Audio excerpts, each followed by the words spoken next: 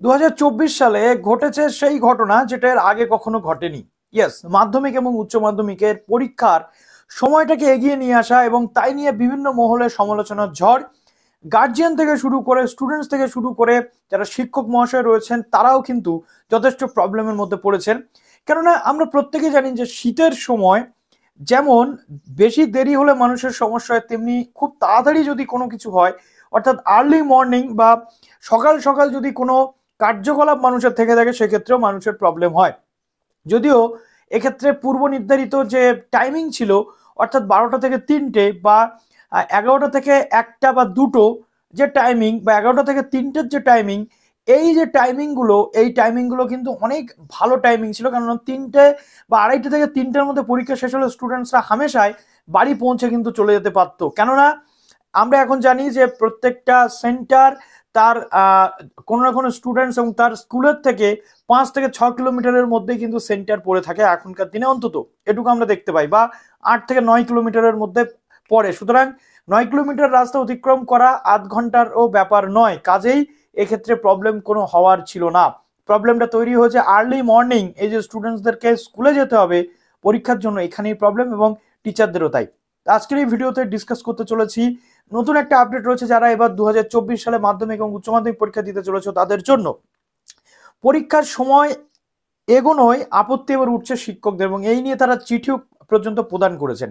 এই ভিডিওতে ডিসকাস করবো পুরোটা। যারা নতুন আছো এই চ্যানেলে অবশ্যই চ্যানেলটিকে সাবস্ক্রাইব করে পাশে বেল আইকনে ক্লিক করে দাও। মাধ্যমিকের পরবর্তীতে কোন কোর্স করলে তোমাদের জন্য বেটার হবে, উচ্চ মাধ্যমিকের পরবর্তীতে কলেজ অ্যাডমিশন থেকে বিভিন্ন প্রফেশনাল কোর্সের ডিটেল জানতে অবশ্যই এসি টিউটোরিয়াল গাইড চ্যানেলটিকে সাবস্ক্রাইব করে পাশে বেল আইকনটি অবশ্যই প্রেস করে দাও। তো মাধ্যমিক উচ্চ মাধ্যমিক পরীক্ষার সময় যে এগিয়ে এসেছে, 9:45 থেকে পরীক্ষার টাইমিং হওয়ায় পড়ুয়াদের পাশাপাশি সমস্যায় পড়বেন শিক্ষকরাও। অভিযোগ পরীক্ষার সঙ্গে যুক্ত শিক্ষক শিক্ষিকা এবং শিক্ষাকর্মীদের। তাদের দাবি সময় এগিয়ে আসায় প্রধান পরীক্ষা কেন্দ্রের, অর্থাৎ আমরা মাধ্যমিকের ক্ষেত্রে জানি একটা প্রধান পরীক্ষা কেন্দ্র থাকে, সেই পরীক্ষা কেন্দ্রে প্রথমে প্রশ্ন আসে, তারপর সেখান থেকে বিভিন্ন যে কেন্দ্রগুলো থাকে সেখানে ডিস্ট্রিবিউট হয়। তো সেই প্রধান পরীক্ষা কেন্দ্রের দায়িত্বপ্রাপ্ত প্রধান শিক্ষককে প্রশ্নপত্র নিতে থানায় যেতে হয়, কেননা থানা থেকে মাধ্যমিকের প্রশ্ন কিন্তু ডিস্ট্রিবিউট হয়। 6টার মধ্যে তাকে পৌঁছতে হবে থানাতে। প্রধান পরীক্ষা কেন্দ্রের অধীনস্থ কেন্দ্রগুলিতে প্রশ্নপত্র পৌঁছতে হবে 8টার মধ্যে। স্কুল শিক্ষক অনিমেষ হালদার বলছেন, আমাদের দক্ষিণ 24 পরগনার মন্দির বাজারের স্কুলের প্রধান শিক্ষক থাকেন সল্টলেকে, ওকে তো তাহলে ভোর 4টে বাড়ি থেকে বেরোতে হবে। এরকম একাধিক প্রবলেম রয়েছে। নতুন সূচি প্রত্যাহারের দাবিতে নিখিলবঙ্গ যে শিক্ষক সমিতি রয়েছে, অর্থাৎ ABTA, all Bengal teachers association, মধ্যশিক্ষা পর্ষদে তারা স্মারকলিপি প্রদান করেছেন। সমিতির সাধারণ সম্পাদক সুকুমার পাইন বলছেন, পার্বত্য, তরাই, ডুয়ার্স, দক্ষিণবঙ্গ, জঙ্গলমহলের জেলাগুলিতে প্রত্যন্ত পরীক্ষা কেন্দ্রে পৌঁছতে অসুবিধায় পড়বেন অনেকেই। অর্থাৎ এত সকাল সকাল, তার মধ্যে কুয়াশা থাকে, কিভাবে স্টুডেন্টস থেকে শুরু করে শিক্ষকরা পরীক্ষা কেন্দ্রে পৌঁছবেন সেটা হয়ে গেছে এখন কিন্তু যথেষ্ট চিন্তার। পরীক্ষা কেন্দ্র অনেকেরই বাড়ি থেকে দূর। ফেব্রুয়ারিতে পরীক্ষা, সকালের কুয়াশার ট্রেনও বাতিল হয় অনেক ক্ষেত্রে। এগোতে হলে সকাল 10:45 করা হোক, সিদ্ধান্ত পুনর্বিবেচনা করার জন্য জানিয়ে মুখ্যমন্ত্রী মমতা বন্দ্যোপাধ্যায়কে চিঠি দিয়েছে মাধ্যমিক শিক্ষক ও শিক্ষাকর্মীরা। শিক্ষক কর্তাদের একাংশের মত, ফেব্রুয়ারির দিন ছোট, পরীক্ষার পরে বাড়ি পৌঁছতে সন্ধ্যা হয়ে যেতে পারত বলে সময় এগিয়ে আনা হয়েছে।